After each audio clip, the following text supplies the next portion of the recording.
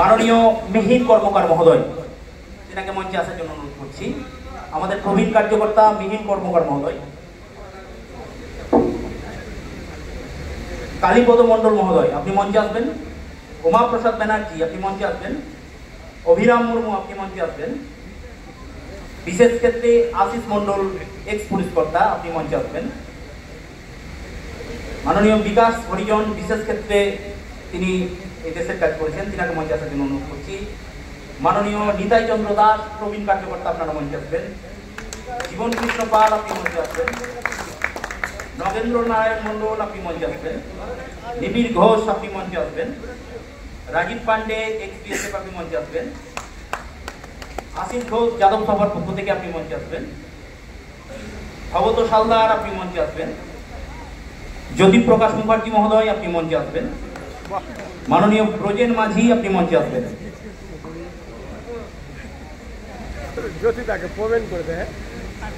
সংবর্ধিত করা হচ্ছে আমাদের প্রবীণ কার্যকর্তা এবং বিশেষ ক্ষেত্রে যারা এই সমাজের কাজ করেছেন, দেশের কাজ করছেন, তাদেরকে আমরা সম্বর্ধিত করছি। সম্বর্ধিত করছেন আমাদের প্রাক্তন রাজ্য বিজেপির সভাপতি, প্রাক্তন সাংসদ, কেন্দ্রীয় নেতা, আমার আপনার সকলের প্রিয় নেতা মাননীয় দিলীপ ঘোষ মহোদয়। ভারত মাতা কি, প্রত্যেকেই করতালি দিয়ে অভিনন্দিত করবেন। সবাই উঠে দাঁড়িয়ে তাদেরকে অভিনন্দিত জানান। প্রত্যেককে অনুরোধ করছি উঠে দাঁড়াতে, করতালি দিয়ে অভিনন্দিত করুন আমাদের প্রবীণ কার্যকর্তাকে। এই দলকে কি করে তারা গড়ে তুলেছেন, এইভাবে এগিয়ে নিয়ে গেছেন, এই জায়গায় দল এসে প্রতিষ্ঠিত হয়েছে। সবাই আসন রয়েছে, আপনারা আসন গ্রহণ করবেন।